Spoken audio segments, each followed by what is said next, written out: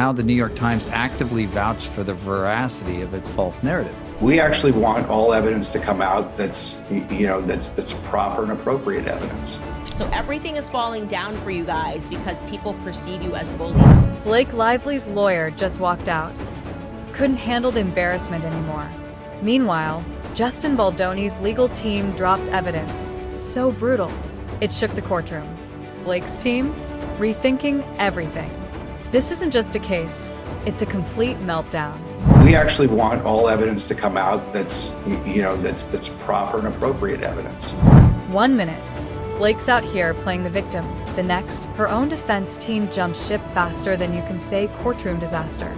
And trust me, when even your own lawyer taps out, you're not just losing the case, you're losing the plot. It's gonna have to be a full-blown, I am sorry, I lied, I am a terrible person, tail in between the legs, and that's what we deserve. Imagine filing the most ridiculous lawsuit of your life. Wild accusations, victim complex on full display, spinning the media like you're some fragile damsel. And then, boom, your own lawyer says, yeah, no thanks, I'm out.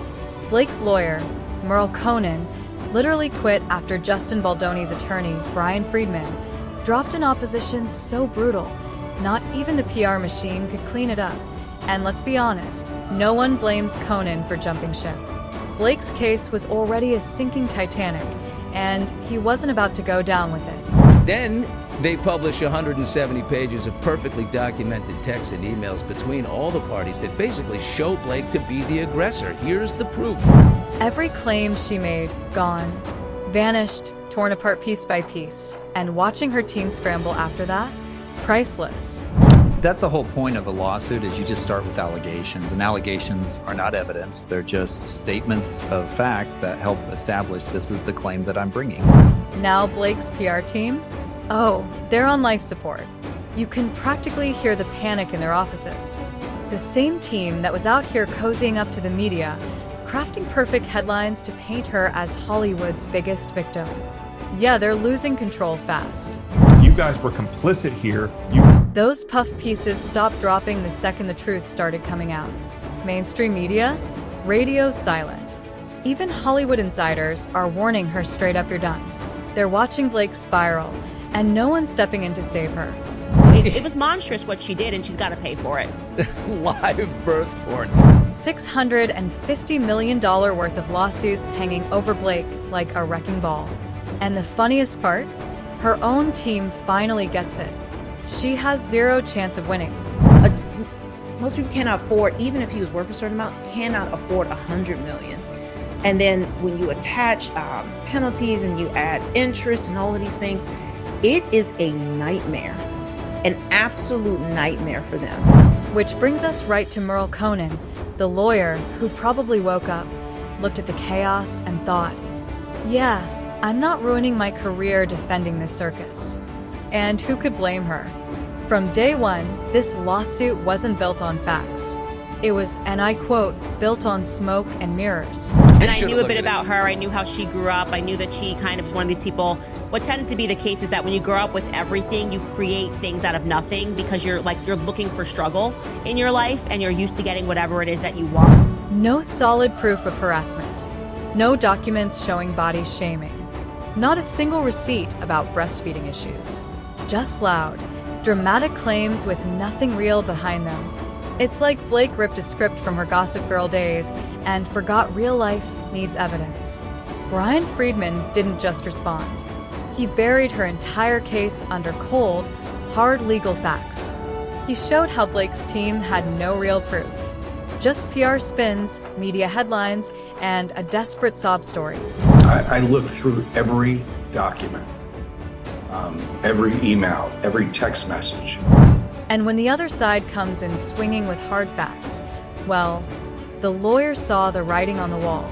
Quitting was the only way to save herself before she sank with Blake's wreck. But that's not even the juiciest part. Let's talk about how Blake's PR team thought they could pull off the ultimate magic trick. And how this filing is pure comedy and insanity. It literally contradicts itself, and it's not even admissible because of certain things that are in there. Remember that infamous December 2024 article from the New York Times? Yeah, Blake's PR team pushed that narrative like their careers depended on it. They used the Times to frame Baldoni as the villain, playing the classic Hollywood victim card. But fast forward, guess what? That strategy didn't age well. Baldwin's team dismantled the entire narrative, showing how the media played right into Blake's hands without fact-checking a damn thing. Everything, and it really was quite horrific because you just go, what kind of a monster even goes through with this CRD filing? Like, they're basically bullying him again in the law. Now the same PR team that thought they had the upper hand is stuck in panic mode. Oh, and if you thought they were just spin doctors, think again. PR manager Leslie Sloan, the woman behind Blake's image, is also named in Baldwin's $400 million lawsuit. As we know, Justin Baldoni is suing him, Blake Lively, and their PR person, Leslie Sloan, for $400 million. Yes, the very team hired to save Blake's public image is now a legal liability themselves. I mean, how bad do you have to mess up that your PR team becomes part of the lawsuit? And here's where it gets even better. With discovery underway, the PR team's dirty laundry is at serious risk of spilling out. Confidential texts, shady backroom conversations, all those carefully crafted media campaigns, they're all sitting there waiting to be exposed. Baldwin's team isn't playing nice anymore. They're dropping receipts, and Blake's team can't stop it. The more they try to contain it, the more it blows up in their faces. But it looks as though she's a narcissist, like an actual diagnosed narcissist. What's hilarious is how they spent all their time controlling the media narrative, thinking they were untouchable. But guess what? Courts don't care about PR spins. They care about cold, hard evidence. And right now, Blake's got none. Her lawyer knows it. Her PR team knows it. Hollywood knows it. And the public sure as hell knows it. All that's left is Blake standing there, watching every piece of her fake story fall apart. Do not believe Blake Lively is that, but again, you can clearly see, in my opinion, the narcissism at bare minimum that's going on with her. And can we take a second to talk about how everyone, and I mean everyone, is putting sense into Blake now? Her lawyer bailed. The media's gone quiet. Insiders are whispering that she's cooked. Even her PR team looks like they're ready to quit and switch careers. But Blake, she's still pretending like she's got a shot. At this point, the only person who believes Blake has a chance is Blake herself. And that's the saddest part. Yeah. Yeah, and again, at the same time, Nathan assembled a team that could dominate social media through full social account takedowns by starting threads of theories and, Hold that thought. here we go, generally working to change the narrative. So it's impossible to know how much they planted and how much of it originated organically. Well, wait a minute. She's out here clinging to this lawsuit like it's some last-ditch power move, when in reality, it's the anchor dragging her down. Hollywood doesn't have time for someone who tried to play the system, got caught, and now wants to play victim when the plan backfires. You know, where this money is. This is it. Like, who has the cash for this type of lawsuit? And let's not forget this whole disaster didn't happen overnight. It took Blake's team months of media manipulation, desperate PR stunts, and bad legal advice to get here. But the second Brian Friedman pulled the receipts, the whole thing imploded. Every uncomfortable moment, we felt it. Well, now they could do the same thing. You know, but Right. Brian Friedman should say, here, exactly. Okay, you want to do a settlement? Here it is. We're going to write, you are sick people who tried to take over my movie and crush a little peanut like me just because I'm a man bun wearing, soft, beautiful soul. Blake Lively thought she had the media wrapped around her perfectly manicured little finger, didn't she? For a hot second, it actually worked. That big shiny New York Times article titled, "We Can Bury Anyone," had her floating on clouds thinking she was untouchable. The piece basically kissed her feet, framing every one of her wild accusations against Justin Baldoni like they were gospel truth. I mean, the NT might as well have stamped its certified Blake Lively victimhood. But too bad for Blake. That fairy tale crumbled real fast. thin-skinned outrage, essentially, over us bullying you. That doesn't make you look good on paper. It doesn't make you look good in the court of public opinion. It makes you look like what you actually are, which are a bunch of bullies who think can get away with everything. Because Brian Friedman didn't come to play. His legal response didn't just poke holes in the Times' little article. It ripped it to absolute shreds. He straight up accused the NT of violating fair report privilege, which in normal words means the Times crossed the line from reporting to straight up promoting Blake's fake story. Instead of just saying Blake Lively alleges XYZ, they framed it like they had done some deep investigative digging confirming every bit of her nonsense. Problem is, they had zero proof to back it up. Friedman called them out for packaging Blake's lies like facts, and honestly, it's poetic justice. They used to replace what his name is, Brian Tyler, the composer on the movie. Well, Taylor Swift is not going to give you this unless we get what we want. She wants this credit. She wants this credit. She wants her edit. And now media outlets are scrambling. They're terrified they'll be the next ones dragged into this lawsuit mess. Judge Lyman even hinted at dismissing the NT entirely from the case, signaling that their journalistic masterpiece might just be garbage. Remember, the New York Times was Blake's safety net, her PR weapon, her ace card. But now it's hanging by a thread, one ruling away from completely collapsing and leaving her exposed to fend for herself. No fancy headlines, no sympathetic puff pieces, just cold, hard courtroom reality. Look, there's a lot of factual determinations that need to be made here, not legal determinations. And because there's factual determinations, you got to leave it to the jury. You got to give a jury the property. Yeah, exactly. And so they're just saying, look, just let the facts decide. And the trier of fact in any case is going to be the jury. Unless it's a bench trial, then it's a judge. But this is not. This is a jury trial. Even Lady C and half of Hollywood's critics are done pretending. They've dragged Blake and the Times for trampling over journalistic ethics.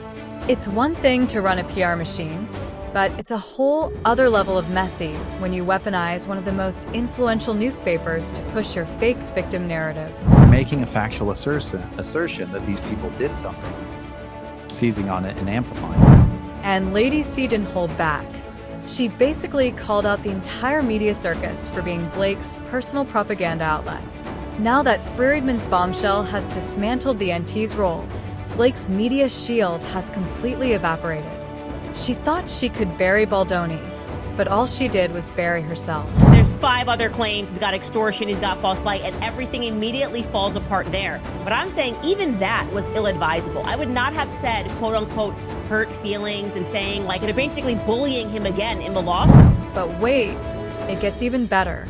Just when you think Blake's legal team couldn't screw up any harder, her new lawyer decides to casually throw her under the bus. In court filings, her own lawyer admitted Blake Lively has profound mental health issues. Blake Lively fears profound mental health issues are at risk of being leaked amid Justin Baldoni legal drama. Yeah, you heard that right. Her own defense accidentally let the cat out of the bag. Instead of defending her case, they've practically diagnosed her in public. And honestly, no one's surprised at this point. It's just almost unbelievable that her lawyer would file this. I don't understand why he would put this out there. It's just very bizarre. There's a lot of things that he could have talked about. So now Blake's team is begging the court for an attorney's eyes-only protective order. Why? Because they're desperate to hide all the juicy, damaging details, especially the ones about her mental health and personal security. I mean, if everything's so innocent, why the panic to keep things sealed tight? Blake Lively and Ryan Reynolds are moving to protect their text messages and sensitive data amid their legal battle with Justin Baldoni. The couple has filed a request to keep their texts with high-profile people confidential. Those mental health struggles might explain why Blake's been acting like a complete disaster. Paranoid, desperate for control, cooking up wild stories, spinning the media into her personal defense team. But to reveal that your client has profound mental health issues is very alarming because, we all have mental health. It's giving serious Amber Heard energy. People are already speculating narcissism, personality disorders, textbook manipulative behavior. You don't have to be a psychologist to notice the pattern. And now let me just say this. Having a mental health disorder does not excuse you in any way from what you're doing. And in fact, I personally believe that Ryan Reynolds is not only a narcissist, but I believe he is a psychopath. Blake's whole victim routine reeks of someone spiraling, grasping at straws while her empire collapses. And even Judge Lyman seems to be side-eyeing all these protective order requests. Like, are they genuinely trying to protect sensitive info, or just scrambling to hide all the skeletons in Blake's closet before discovery blows them wide open? Is Blake Lively diagnosed with something that could actually affect this case and actually explain why she's the way she is? And when I say mental health, we're not talking about, like, something that is. Is Blake Lively diagnosed with something that could actually affect this case and actually explain why she's the way she is? And when I say mental health, we're not talking about like, something that is really serious. But hold tight, because the cherry on top of Blake's public meltdown, her marriage to Ryan Reynolds, is straight up circling the drain. Multiple verified sources, real ones, not some tabloid nonsense, confirm these two aren't even living together anymore. I found out how much Ryan Reynolds is worth, and he cannot afford this. Separate households, separate lives, and all those cute red carpet appearances? Yeah, total PR smoke and mirrors. According to US Weekly, insiders spilled that Blake and Ryan have good days and bad days. Translation: the cracks are showing and it's getting ugly behind closed doors. It wouldn't surprise me if that's what we see, but I do have to say that the arguments in this opposition were really good. Think about it. This lawsuit isn't just tanking Blake's career, it's dragging Ryan down with her. Hollywood insiders are whispering the big D word, divorce. And honestly, it wouldn't be shocking. Inside Blake Lively and Ryan Reynolds' relationship amid their legal battle. Good days and bad days. Are these two headed for divorce? The man's out here filing laughable motions to dismiss, publicly backing a lawsuit that's been exposed as one big joke. While their reputations crumble, you can practically feel the tension every time they try to fake unity for the cameras. It's so forced, you'd need a chisel to cut through the awkwardness. What could be ruined? You might be a little embarrassed, but to ruin a career, there has to be some level of fraud. Oh, and if you think it's just the media turning cold, check Blake's personal circle. Her once rock-solid friendships falling apart faster than her legal case. Her bestie Taylor Swift is distancing herself. That friendship is strained beyond repair thanks to Blake dragging Taylor's name into the circus. Remember when Blake tried to weaponize Taylor to pressure Baldwin on set? Yeah, well, turns out Taylor isn't thrilled about being dragged into Blake's self-inflicted disaster. It got you on this extortion. His argument is so weak. He's basically saying, well, I didn't receive any money. And it's like, buddy, extortion is a lot bigger than that. And let's not forget Anna Kendrick. She and Blake reunited recently for their movie promo. But the energy? Awkward city. Anna couldn't even pretend to enjoy being near her. Every interview, Anna's basically answering in the bare minimum while Blake tries to keep up the facade. Everyone around Blake is either walking away or barely tolerating her. She's burning bridges faster than she can build them. without question, I really do think she's just a spoiled brat. Like, it just goes down to something that simple. She's a spoiled brat, and she's used to getting what she wants from a time that she was a kid. And this is what she wanted, and I do think that people have not pieced together. At this point, her entire world is one big ticking time bomb. Lawsuit stress, PR disasters, legal defeats, media backlash, mental health exposure, and now a marriage collapse brewing in real time. Blake wanted control so badly, she manipulated the media, pulled every string, and tried to play the ultimate victim. But instead, she's watching every piece of her perfect image blow up in her face. And nobody's sticking around to catch her when she falls. There's going to be a lot stronger defamation claims against Ryan Reynolds. Let's get to the part that's making Blake Lively and Ryan Reynolds sweat bullets. The money. Oh yeah, the cold hard cash. Because if you thought the public humiliation Lawyer quitting, media turning, and marriage cracking were bad enough. The financial wreckage that's about to hit them is an absolute masterpiece. Justin Baldoni is not playing around. The man slapped them with a $400 million lawsuit. In terms of how you're presenting yourself to the public and who you are in private. And just when you think, well, maybe they can cough that up, guess what? There's another $250 million lawsuit tacked on, targeting the New York Times, but indirectly dragging them in too. So now we're looking at a lovely little sum of $650 million floating over their heads like a financial nuke. Plus court fees, legal penalties, damages, and interest stacking up like a bad loan. So this filing to dismiss is essentially him saying like, nah, nah, nah, boo-boo, I'm a defamation claim, you can't touch me, because it's satire. Here's the real kicker. Ryan Reynolds and Blake Lively love flexing their richest couple in Hollywood narrative, parading themselves like they're swimming in billions. Ryan Reynolds is a billionaire or close to a billionaire. But according to several reports, he is not. And this all ties back into a soccer club. But when you peek behind the curtain, surprise, Ryan's net worth is sitting somewhere between $350 to $400 million.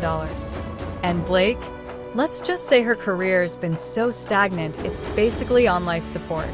Most of Ryan's money isn't even liquid. I personally believe that Ryan Reynolds is not only a narcissist, but I believe he is a psychopath. It's all tied up in things like his Wrexham Football Club, which, by the way, isn't exactly raking in Premier League money yet, and future royalties from Deadpool. Translation: he doesn't have a $400 million check lying around ready to hand over.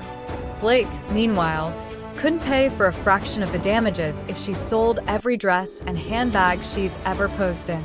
Their combined net worth of around $400 million may not be enough to sustain the club at this level.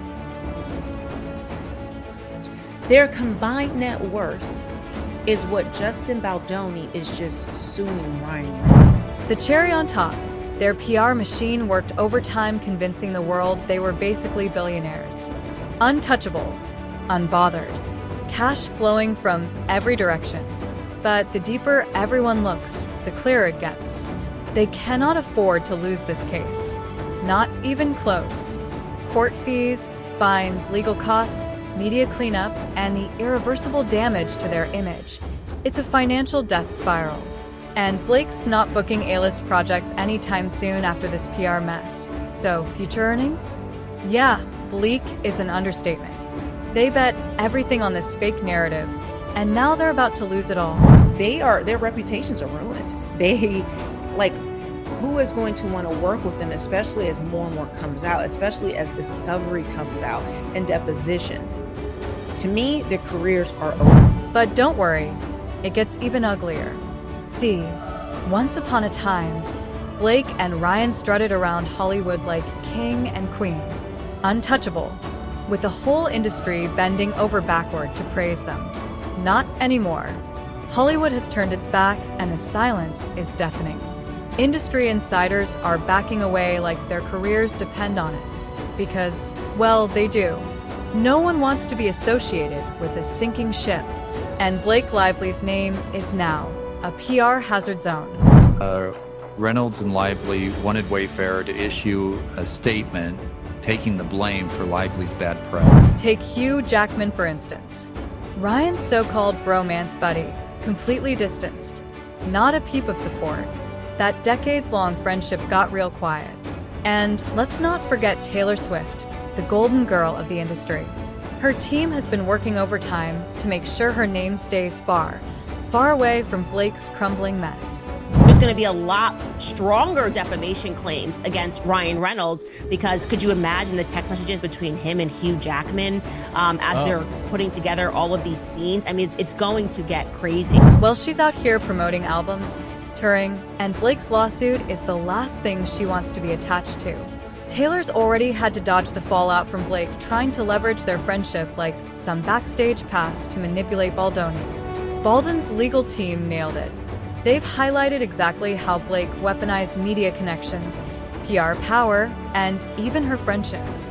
She played the long game thinking she could use the industry as her personal shield, but now it's backfiring spectacularly. No PR stunt is going to reverse this level of fallout.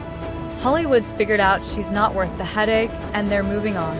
I mean, they're all going to have to pay for the associated inconveniences, the travel, the lawyers, if Hugh Jackman, anyone getting deposed who's got to make arrangements for it, if they have to get their own lawyers or whatever it is, and here's Ryan, should be looking out for them and not himself. Which brings us to the piece de resistance, the inevitable downfall of Blake Lively.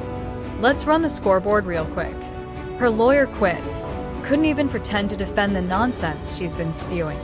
PR team exhausted, publicly humiliated, probably updating their resumes. The media completely done. And T-bombshell exploded. No one's sticking up for her. Marriage hanging by a thread, if it's even still intact. Mental health. Her own lawyer exposed profound issues, accidentally showing the world just how messy things have gotten behind closed doors. It's not just Hollywood turning on her. It's the public, the media, the insiders, the court system, all collectively realizing Blake's story doesn't hold water. And every time she tries to make another PR move, it backfires even harder. There's no redemption arc coming, no last-minute plot twist, no carefully crafted social media post is going to rewrite this narrative. Blake's downfall is happening in real time, and she's the only one who hasn't figured it out yet. Every move she makes buries her deeper. The media shield is broken. Her PR team can't spin the facts. Baldwin's case is locked in, backed by mountains of evidence. And Hollywood? They've already moved on. For Blake, it's no longer a question of if she loses, it's when. And judging by how fast the walls are closing in, that moment's coming sooner rather than later. Blake's lawyer dipped because she couldn't defend fiction. The PR team's tricks blew up, and they're now facing legal heat. Media is done with her. Baldoni is sitting pretty with mountains of proof. And the lawsuits are adding up to a casual $650 million nightmare. Blake's running out of moves fast. And honestly, if your own lawyer and PR team are tapping out, it's safe to say you've officially lost the plot. And with Blake's empire crashing down in flames, hit that subscribe button because this legal drama's just getting started.